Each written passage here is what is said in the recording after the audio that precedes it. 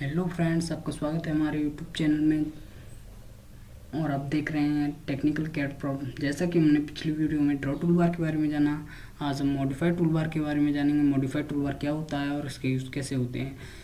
तो हमारी modified tool bar में सबसे पहली कमांड मूव कमांड है। तो मूव कमांड का यूज़ क्या होता है और इसे हम कैसे यूज़ कर सकते हैं। बेसिकली मूव कमांड हमें किसी भी ऑब्जेक्ट को मूव करने के लिए होती है, जैसे कि मैं आपको करके दिखाता हूँ। सबसे पहले हम मूव कमांड पे जाके क्लिक करते हैं, ऑब्जेक्ट को सिलेक्ट करते हैं, एंटर प्रेस करते हैं और ये देखिए मूव कमांड हो रही है हमारी ऊपर या नीचे। देखिए मूव कमांड हो रही है, ये देखिए।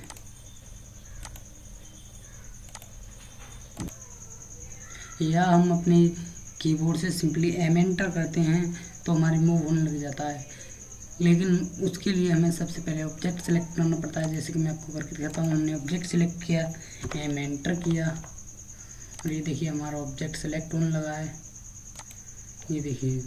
आइए तो हम अपनी नेक्स्ट कमांड के बारे में जानते हैं। ये देखिए हमारी रोटेट कमांड। तो सिंपल हम अपने रोटेट कमांड पे क्लिक करेंगे, ऑब्जेक्ट सेलेक्ट करेंगे, एंटर प्रेस करेंगे और ये देखिए हमारा कमांड रोटेट होने लगा है। देखिए ये रोटेट हो गया, ये देखिए। ये हम कैसे भी रोटेट कर सकते हैं, 180 या 90 डिग्री। ये देखिए रोटेट होने लगा है, रोटेट, ये देखिए। या हम अपने कीबोर्ड से सिंपली आर एंटर कर लेते हैं। इसके लिए हमें सबसे पहले अपना ऑब्जेक्ट सेलेक्ट करना पड़ता है। जैसे कि हमने पिछले ऑब्जेक्ट में किया था, तो हमने ऑब्जेक्ट सेलेक्ट किया और अपने कीबोर्ड से सिंपली एंटर प्रेस किया। एंटर प्रेस करने के बाद देखिए, ये देखिए ये हमारा रोटेट होने लगा है। ये देखिए हमारे थोड़ा गलत रोटेट हो गया है, तो हम इसे सही कर लेते हैं। देखिए मैं सेलेक्ट करता हूँ, एंटर प्रेस करता हूँ और ये देखिए रोटेट हो गया है ये। तो हम अपनी नेक्स्ट कमांड के बारे में जानते हैं। नेक्स्ट कमांड हमारी ट्रिम कमांड है। तो ट्रिम कमांड बेसिकली हमें किसी भी ऑब्जेक्ट की लाइन को डिलीट करने के लिए होती है, जिसके हम देखते हैं। तो सबसे पहले हम ट्रिम कमांड पे क्लिक करेंगे, ऑब्जेक्ट को सिलेक्ट करेंगे, एंटर प्रेस करेंगे और ये देखिए हमारी कमांड ट्रिम होने लगी है, ये देखिए। या हम अपने कीबोर्ड से सिंपली TR डबल एंटर कर देंगे, जिसमें आपको करके दिखाता हूँ। TR डबल एंटर, ये देखिए। तो हमारा ये ट्रिम होने लगा है, ये देखिए। अब हम नेक्स्ट कमांड के बारे में जानते हैं, एक्सटेंड कमांड। इसमें नेक्स्ट कमांड हमारी एक्सटेंड कमांड है। तो एक्सटेंड कमांड हमारी बेसिकली किसी भी ऑब्जेक्ट को एक्सटेंड करने के लिए होता है। तो मैं आपको जैसे कि करके दिखाता हूँ, ये देखिएगा, मैं आपको करके दिखाता हूँ अभी। ये देखिए मैं आपको करके दिखाता हूँ। मैं पहले एक लाइन ड्रॉ कर लेता हूँ, एंटर,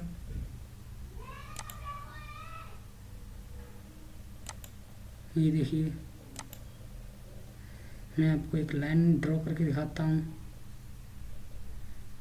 ये देखिएगा। मैं इसमें से एक लाइन डिलीट कर देता हूँ, ये देखिए डिलीट कर दिया। और यहाँ पे मैं एंटर कर देता हूँ।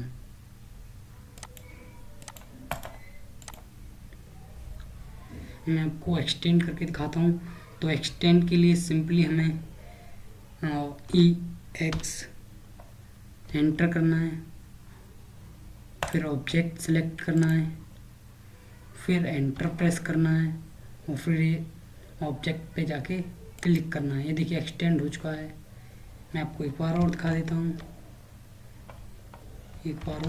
हूँ, अपनी कीबोर्ड से सिंपली EX एंटर कीजिए, ऑब्जेक्ट को सिलेक्ट कीजिए, एंटर प्रेस कीजिए और फिर हम अपने ऑब्जेक्ट को जहाँ हमें एक्सटेंड करना है वहाँ पे जाके क्लिक कीजिए, तो हमारे एक्सटेंड हो गया है। ध्यान रखिएगा, एक्सटेंड करने के लिए उसके अपोजिट साइड वाले ये ऑब्जेक्ट को ही सिलेक्ट करें, ना कि मतलब मेरा मतलब है कि किसी भी ऑब्जेक्ट के मतलब जो हॉरिजॉन्टल बेस है उसके परपेंडिकुलर बेस को ही सिलेक्ट करें। जैसे कि मैं आपको करके दिखाता हूँ अभी, जैसे कि मैं आपको दिखा रहा हूँ, EX एंटर, आप समझ जाएंगे इसको देखकर। मैंने ये सिलेक्ट किया और फिर ये सिलेक्ट किया, एंटर प्रेस किया, ये देखिए ये सिलेक्ट नहीं हो पा रहा है। क्यों नहीं हो पा रहा है? क्योंकि ये दोनों हमारी हॉरिजॉन्टल हैं, तो दोनों हॉरिजॉन्टल वो नहीं हो पाएंगी। ये तभी हो पाएंगी जब एक हॉरिजॉन्टल हो लाइन और एक परपेंडिकुलर हो। जैसे कि मैं आपको करके दिखाता हूँ। EX एंटर, ऑब्जेक्ट को सिलेक्ट किया, एंटर प्रेस किया और ये देखिए ये होने लगा है। लेकिन ये जब नहीं हो रहा था, ये देखिए अब ये नहीं हो पाएगा। ये सिलेक्ट किया, ये सिलेक्ट किया, एंटर प्रेस किया, देखिए ये अब नहीं हो पा रहा है। देखिए नहीं हो पा रहा है, ध्यान रखिएगा इस बात का। अब मैं आपको इसमें नेक्स्ट कमांड इरेज के बारे में बताता हूँ। जैसे कि इरेज कमांड के लिए हम सिंपली इस पे जाके क्लिक करते हैं, इरेज कमांड पे ऑब्जेक्ट सेलेक्ट करते हैं। ये देखिए हमारा इरेज हो गया है। इरेज कमांड में और ट्रिम कमांड में बहुत अंतर होता है। इरेज कमांड जो हमारी इरेज मतलब जो भी लाइन हम इरेज करते हैं, वो हमारी जो इरेज की हुई लाइन है वो हमारा उसको पीछे बैकग्राउंड से थोड़ा थोड़ा नज़र आता है, जैसे कि आप देख रहे हो।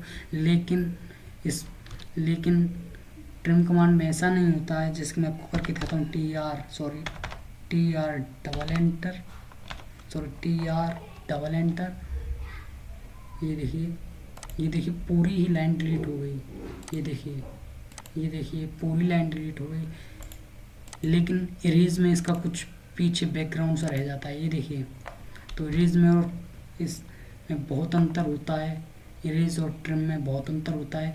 आइए हम नेक्स्ट कमांड के बारे में जानते हैं।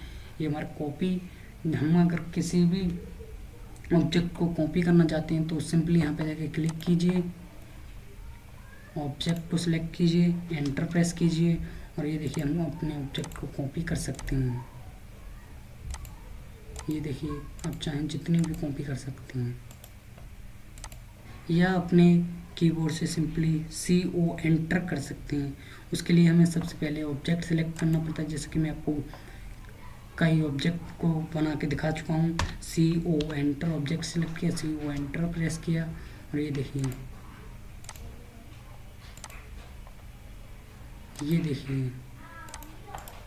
कमांड से बाहर आने के लिए सिंपली अपने माउस से राइट क्लिक करें और एंटर प्रेस करें तो हम अपनी कमांड से बाहर निकल आएंगे।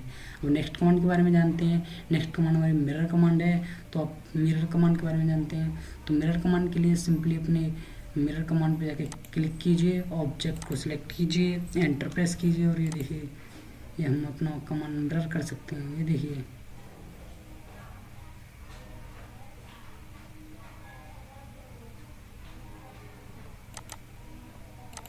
मैं आपको एक बार और करके दिखाता हूँ। मैं एक रेक्टेंगुलर ड्रॉ कर लेता हूँ। ये रेक्टेंगुलर हमारे सही नहीं लग रहे, इसके लिए REC एंटर किया। ये देखिए रेक्टेंगुलर ड्रॉ किया। अब मिरर कमांड पे जाके क्लिक किया, ऑब्जेक्ट सेलेक्ट किया, एंटर प्रेस किया और ये देखिए हम अपने भी देखिए ये देखिए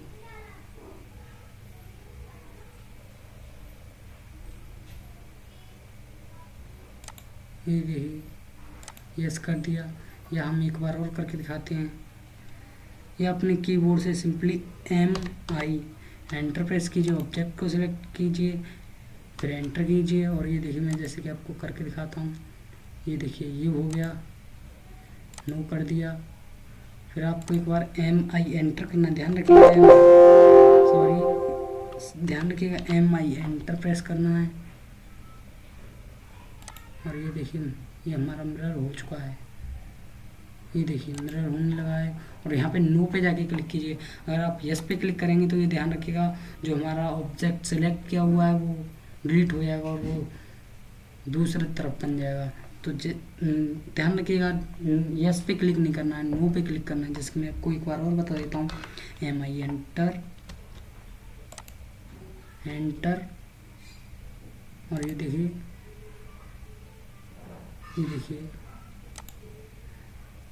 नो। मैं आपको एक बार और बता देता हूँ। सेलेक्ट कीजिए, MI एंटर कीजिए, फिर ऑब्जेक्ट पे क्लिक कीजिए और एंटर कीजिए, नो कीजिए। तो हमारे दोनों कमांड रहेंगे जैसा कि आप देख रहे हैं। आइए हम नेक्स्ट कमांड की ओर चलते हैं।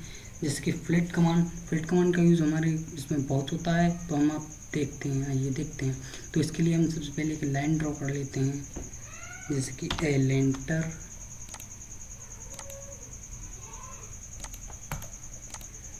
ध्यान रखिएगा कोई भी कमांड हमें अगर रिपीट करनी हो तो अपने कीबोर्ड से सिंपली एंटर या स्पेस क्लिक करें। तो हम स्पेस क्लिक किया, फिर हमारी कमांड दोबारा रिपीट हो गई। ये देखिए। अब हम फ्लिट करके दिखाते हैं। फ्लिट करने के लिए हमें ऑब्जेक्ट सेलेक्ट किया, सॉरी ये नहीं हो पा रहा है, शायद कोई गलती हो रही है।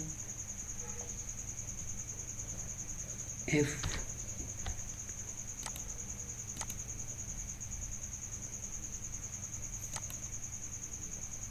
सॉरी, मैं आपको ये लाइन डिलीट करके दिखा देता हूँ।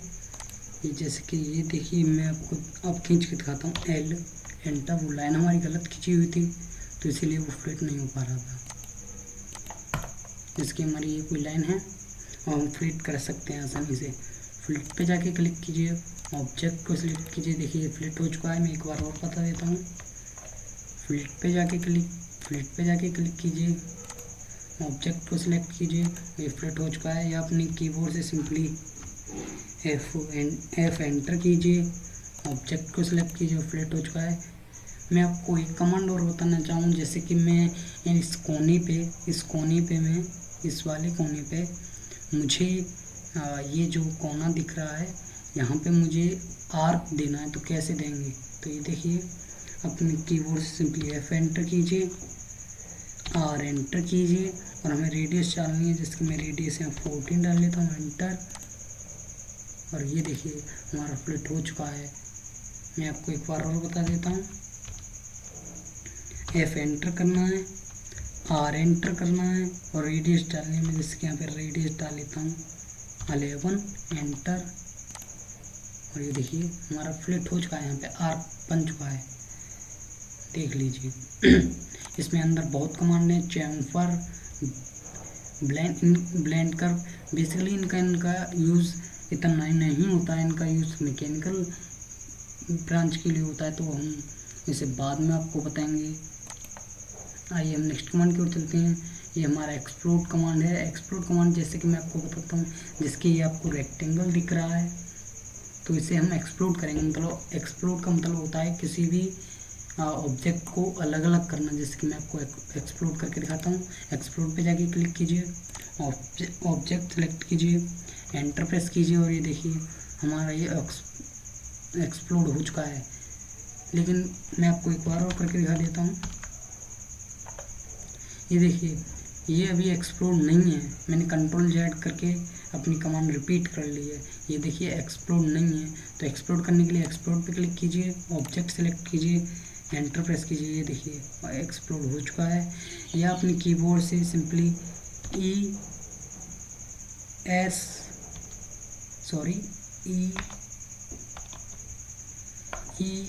करने के बाद यहाँ पे देखिए एक्सप्लोड आ रहा है। एक्सप्लोड पे क्लिक कीजिए और यहाँ देखिए सेलेक्ट कीजिए, एंटर प्रेस कीजिए। देखिए एक्सप्लोड हो चुका है। और मैं आपको एक्सप्लोड की वजह से एक कमांड और बताने जा रहा हूँ। जैसे कि हमें ये एक्सप्लोड, कोई भी लाइन हमें एक्सप्लोड कर लिया है गलती से, या हमें कोई भी लाइन ज्वाइन करनी है तो हम कैसे करेंगे। सारी लाइनों को सिलेक्ट कीजिए और सिंपली अपने कीबोर्ड से J एंटर कीजिए। ज्वाइन होता है, J एंटर करने के बाद ये देखिए ये हमने ज्वाइन कर लिया है। मैं आपको एक बार और बता देता हूँ। लाइनों को सिलेक्ट कीजिए, जो लाइन हमें जोड़नी है, अपने कीबोर्ड से J एंटर कीजिए और ये देखिए ये सिलेक्ट हो चुका है। ये देखिए। आइए हम नेक्स्ट कमांड की ओर चलते हैं। नेक्स्ट कमांड हमारी स्ट्रेच कमांड है, जिसकी मैं आपको दिखाने जा रहा हूँ। स्ट्रेच पे क्लिक कीजिए, ऑब्जेक्ट को सिलेक्ट कीजिए, एंटर प्रेस कीजिए और ये देखिए हम स्ट्रेच कर सकते हैं। स्ट्रेच का मतलब होता है किसी भी चीज़ को अपनी जगह से हटाना। ये देखिए मैं आपको एक बार और दिखा देता हूँ। स्ट्रेच पे क्लिक कीजिए, ऑब्जेक्ट सेलेक्ट कीजिए, एंटर प्रेस कीजिए और ये देखिए स्ट्रेच हो चुकी है। हम अपनी नेक्स्ट कमांड के बारे में जानते हैं। ये नेक्स्ट कमांड हमारी स्केल है। ये बहुत ही यूज़फुल होती है। जैसे कि हम अपने प्लान बनाने के बाद उसमें ऑटोकैड की जो लाइब्रेरी होती है उसमें कुछ बेड वगैरह, कार्स वगैरह आप प्रोवाइड करते हैं। तो क्या होता है कि हमारा जैसे कि हम काम तो इंचेस फीट में करते हैं, लेकिन जो हमारी ऑटोकैड लाइब्रेरी में बेड, सोफ़ा, कार्स वगैरह होती हैं वो मिलीमीटर में होती हैं। तो जब हमें उन्हें इंपोर्ट करते हैं अपने ऑटोकैड में तो वो बहुत ही बड़ा होता है। तो स्केल कमांड के द्वारा हम उनको छोटा या बड़ा कर सकते हैं। तो हम कैसे करेंगे, देखिए स्केल पे जाके क्लिक कीजिए, ऑब्जेक्ट सेलेक्ट कीजिए, एंटर प्रेस कीजिए और ये देखिए क्लिक कीजिए कहीं भी जाके और ये देखिए हम अपनी ऑब्जेक्ट को छोटा या बड़ा कर सकते हैं। जैसे कि मैं बड़ा कर लेता हूँ, या अपने कीबोर्ड से सिंपली SC एंटर कीजिए, ऑब्जेक्ट सेलेक्ट कीजिए, एंटर प्रेस कीजिए और ये देखिए मैं वापस इसको छोटा कर देता हूँ। ये देखिए मैंने इसको छोटा कर दिया। आइए हम नेक्स्ट कमांड के बारे में जानते हैं, एरे। तो एरे कमांड में सबसे पहला एरे होता है हमारा रेक्टेंगुलर एरे, फिर हमारा होता है पाथ एरे, फिर होता है हमारा पोलर एरे। तो हम पहले रेक्टेंगुलर एरे के बारे में जानते हैं। रेक्टेंगुलर एरे जैसे कि हमारा ये रेक्टेंगुलर है, मैं एक अलग रेक्टेंगल बना लेता हूँ। पहले सिंपली अपने कीबोर्ड से REC एंटर कीजिए, क्लिक कीजिए, देखिए रेक्टेंगल बन चुका है हमारा। अब जाके रेक्टेंगुलर एरे पे क्लिक कीजिए, ऑब्जेक्ट को सिलेक्ट कीजिए, एंटर प्रेस कीजिए और ये देखिए हमारा रेक्टेंगुलर एरे में आ चुका है। यहाँ पे एक नया पेज ओपन होता है, ये देखिए। तो हम जैसे कि यहाँ पे कॉलम डाल लेते हैं, यहाँ पे कॉलम 5 डाल लेते हैं और यहाँ पे रो भी हम 5 ही डाल लेते हैं।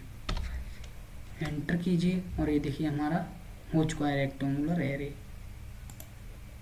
या जैसे कि हमें यहाँ पे अपना देखिए, यहाँ पे हमें रोज़ के बीच में डिस्टेंस बिटवीन जो ज़्यादा रखना है, तो हम अपना जैसे कि यहाँ पे हम रख लेते हैं 60 और यहाँ पे भी हम सिंपली रख लेते हैं 60। देखिए 60 होने के बाद ये हो गया।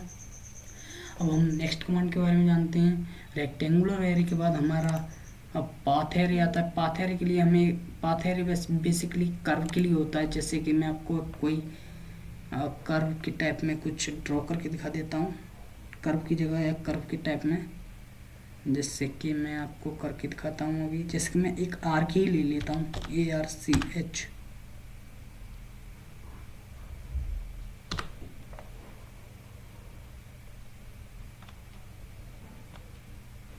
आर्क ले लिया AR।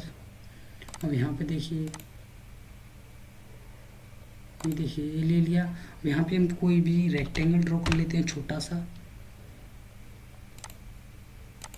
अब ये देखिए पोलर एरे करते हैं हम यहाँ पे, सॉरी यहाँ पे पोलर है वो पाथ एरे करते हैं। पाथ एरे को सिलेक्ट कीजिए, एंटर वो ऑब्जेक्ट को सिलेक्ट कीजिए, एंटर प्रेस कीजिए। ये देखिए मैं आपको एक बार और करके दिखा देता हूँ, ये सिलेक्ट नहीं हो पाया ढंग से। पाथ एरे को कीजिए, ऑब्जेक्ट सिलेक्ट कीजिए, एंटर प्रेस कीजिए और ये देखिए हो चुका है। मैं आपको एक बार और करके दिखा देता हूँ। पाथ एरे पे क्लिक कीजिए, ऑब्जेक्ट को सिलेक्ट कीजिए। ध्यान रखिएगा वही ऑब्जेक्ट सेलेक्ट करना है जिसको हमें एरे करना है। जैसे कि हमें जिसको भी कॉपी करके बढ़ाना है तो सिलेक्ट कीजिए, एंटर प्रेस कीजिए और जिसके और पास हमें करना है वहाँ पे जाके क्लिक कीजिए। तो ये देखिए हो चुका है। या जैसे हमें टर्म्स चेंज करनी है, इसकी टर्म्स हमें रखनी है, टर्म्स हमें सिर्फ 5 रखनी है, 5। देखिए 5 एंटर कीजिए तो ये देखिए टर्म्स यहाँ 5 हो चुके हैं, 1 2 3 4 5। और यहाँ पे रो, जैसे कि हमें रो यहाँ पे 4 रखनी है तो 4 एंटर कीजिए। देखिए यहाँ पे रो 4 रह चुकी हैं, लेकिन 4 ज़्यादा भत्ती हो रही हैं तो हम यहाँ पे 2 रख लेते हैं। सिंपली 2 हो गई। और यहाँ पे लेबल्स रख लेते हैं हम 3, एंटर कीजिए और ये देखिए हमारे यहाँ पे लेबल्स भी 3 हो चुके हैं। ये देखिए, तो बेसिकली हम पाथ एरे के लिए पाथ एरे किसी भी कर्व टाइप के लिए यूज करते हैं। कर्व टाइप में जैसे कि हमें कहीं कहीं ऐसा होता है कि जैसे ऑटोकैड में हम साइड प्लान बनाते हैं, तो साइड प्लान में हमें कहीं भी रोड सिस्टम पे, जैसे वो कर्व टाइप में होता है रोड, तो वहाँ पे हमें फुलवारी वगैरह दिखानी होती हैं, तो सिंपली हम पाथ एरे का यूज़ कर सकते हैं। तो कमांड से बाहर आने के लिए ध्यान रखिएगा, माउस से राइट क्लिक करें, एंटर प्रेस करें। आइए हम नेक्स्ट कमांड के बारे में जानते हैं। नेक्स्ट कमांड हमारा पोलर एरे है। पोलर एरे, अब पोलर एरे के लिए हम सबसे पहले एक वो सर्कल ड्रॉ कर लेते हैं। सर्कल ड्रॉ किया, अब यहाँ पे हम एक छोटा सर्कल और कर लेते हैं, सी एंटर। अब यहाँ पे जाके हम सर्कल पोलर एरे को ड्रॉ सेलेक्ट कर दें, एंटर, और सेलेक्ट कीजिए, एंटर कीजिए, और जो हमें यहाँ पे करना है तो यहाँ पे क्लिक कीजिए, और यहाँ पे देखिए टर्म्स हमें 9 रखना है, तो यहाँ पे 9 क्लिक कीजिए। ये देखिए 9 हो गया। यहाँ पे रो भी चेंज कर सकते हैं आप, कुछ भी, सारी एरे एक समान है। अब हम यहाँ के नेक्स्ट कमांड ऑफसेट कमांड बहुत ही यूजफुल होती है, जैसे कि मैं वो एंटर करता हूँ, और यहाँ पे देखिए थ्रू आउट पूछ रहा है कितनी रखनी है। मैं जैसे यहाँ 13 कर देता हूँ। 13 करने के बाद यहाँ पे ऑब्जेक्ट सेलेक्ट करता हूँ, ये देखिए 13 हो चुका है। ये हमें बाउंड्री लाइन शो करने के लिए होता है, या सिंपली अपने कीबोर्ड से ओ एंटर कीजिए, थ्रू आउट कितना रखना है, जैसे कि मैं 15 रखता हूँ, एंटर करता हूँ, और ये देखिए ये हो गया हमारा 15। आज की वीडियो में बस इतना ही। अगर आपको हमारी वीडियो पसंद आई तो लाइक करें, कमेंट करें, सब्सक्राइब करें, और साथ ही बेल आइकन दबाना ना भूलें। और आपका यदि कोई सवाल है तो हमारे कमेंट बॉक्स में आप आके पूछ सकते हैं।